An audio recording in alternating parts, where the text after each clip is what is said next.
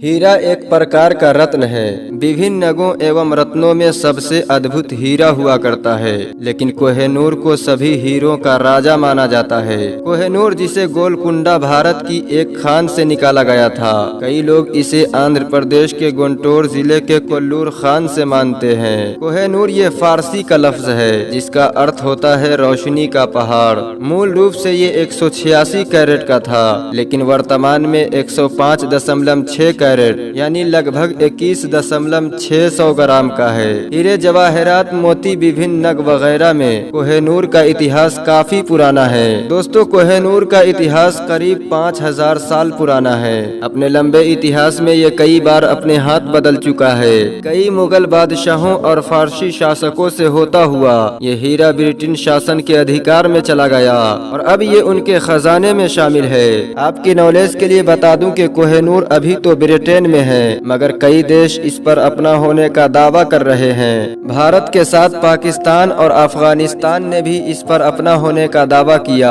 आपको जानकर शायद ये हैरानी हो कि इस हीरे को पाने के लिए न जाने कितनों का खून बहाया गया है। ब्रिटिश इतिहासकार विलियम डेलरिम्पल और पत्रकार अनीता आनंद की किताब Kohinoor the story of world's most infamous diamond से पता चलता है कि कोहिनूर को पाने के लिए किसी का सर ईंटों से कूच दिया गया तो किसी की आंखों में गर्म सुई चुबो दी गई। कोहिनूर की कहानी उसी तरह तराशी गई है जैसे इस हीरे को तराशा गया है। इतिहासकार मानते हैं कि कोहिनूर को कई सदी पहले कृष्ण नदी के किनारे मौजूद कोल्लूर खदान से निकाला गया था। इतिहासकार लिखते हैं कि दिल्ली सल्तनत वंश के दूसरे शासक अलाउद्दीन खिलजी के शासन काल में खिलजियों ने दक्षिण भारत में कई सफल आक्रमण और छापे मारे। इतिहासकारों के मुताबिक 1310 में खिलजी वालरंगल में ऐसे ही एक अभियान में हीरा हासिल करने आए थे। इसके बाद ये हीरा दिल्ली सल्तनत के एक शासक से दूसरे शासक के हाथों में जाता रहा। 1526 में बाबर ने इब्राहिम लोदी को हराकर हीरा हासिल किया।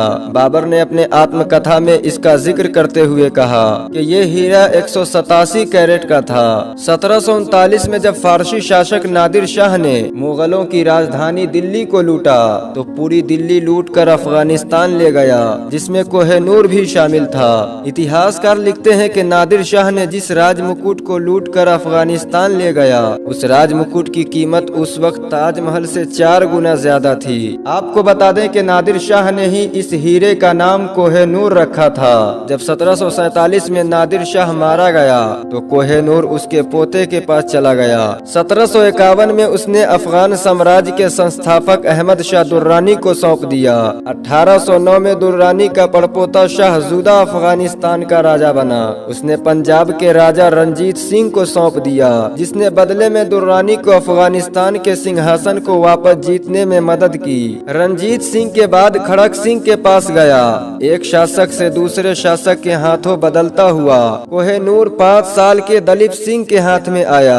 आपको बता दें कि भारत में ब्रिटिश साम्राज्य का दायरा तेजी से बढ़ रहे लॉर्ड डलहौजी की नजर कोहिनूर पर थी। सिखों और ब्रिटिश ईस्ट इंडिया कंपनी के बीच लड़ाई छिड़ गई। सिखों को हराने के बाद कोहिनूर अंग्रेज ईस्ट इंडिया कंपनी के हाथ लगा। भारत का वायरस राज डलहौजी ने इसे अपने आस्तीन में सिलवाकर लंदन ले गया और महारानी विक्टोरिया को तोहफे में दे दिया। कुछ दिनों तक इस हीरे को क्रिस्टल पैलेस में लोगों को देखने के लिए रखा गया, लेकिन ये उतना प्रभावी और चमकीला नहीं था, तो रानी विक्टोरिया ने इसे फिर से नया स्वरूप देने का निर्णय किया। 1852 में डच के जौहरी मिस्टर कैंटर को दिया गया, जिसने इसे तराश कर 105.6 कैरेट का किया। महारानी विक्टोरिया इसे किसी शुभ अवसर या किसी खास मौके पर ही पहनती थी। उन्होंने अपनी वसीयतनामे में कोहिनूर के उत्तराधिकारी के मुतालिक लिखा है कि कोहिनूर को केवल महारानियों द्वारा ही पहना जाएगा। अगर किसी समय कोई पुरुष शासक बनता है तो उनकी पत्नी को पहनाया जाएगा। महारानी विक्टोरिया की मौत के बाद कोहिनूर को उसके ताज में जड़ दिया गया और ये ताज ब्रिटेन की महारानियों द्वारा पहना जाता है और ये राजसी परिवार की बहुत ही कीमती दौलत मानी जाती है। इसे महारानी विक्टोरिया के बाद महारानी एलेक्जेंडर, उसके बाद महारानी मैरी और उसके बाद महारानी एलिजाबेथ द्वारा पहना गया है। ब्रिटेन की महारानी एलिजाबेथ के निधन के बाद कोहिनूर एक बार फिर से चर्चे में है। इस पर कई देश कई मर्तबा अपना हक जता चुके हैं। हाल ही में एक संगठन ने भी दावा करते हुए कहा है कि इस हीरे पर हमारा अधिकार है। उड़ीसा के इस संगठन का कहना है कि महारानी एलिजाबेथ के कराउन पर जो हीरा जड़ा गया है वो भगवान जगन्नाथ की संपत्ति है, जिसे ब्रिटिश सरकार ने अपने शासनकाल के दौरान अपने साथ ब्रिटेन ले गया।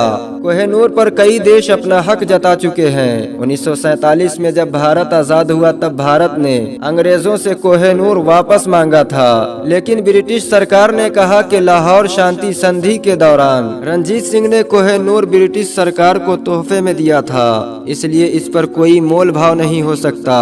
1976 में पाकिस्तान ने भी कोहिनूर पर अपना दावा जताया। मौजूदा प्रधानमंत्री जुल्फकार अली भुट्टो ने अपने ब्रिटिश समक्ष को खत लिखा था कि लाहौर के राजा रंजीत सिंह ने कोहिनूर ब्रिटिश सरकार को अमानत के तौर पर दिया था, इसलिए इस पर हमारा अधिकार बनता है, लिहाजा आप हमारी संपत्ति को हमारे हवाले कर दें। सन 2000 में अफगानिस्तान ने भी दावा ठोकते हुए तालिबान विदेश मामलों के प्रवक्ता फैज अहमद फैज ने कहा था कि कोहिनूर अफगानिस्तान की संपत्ति है और इसे जल्द से जल्द अफगानिस्तान को सौंपा जाना चाहिए।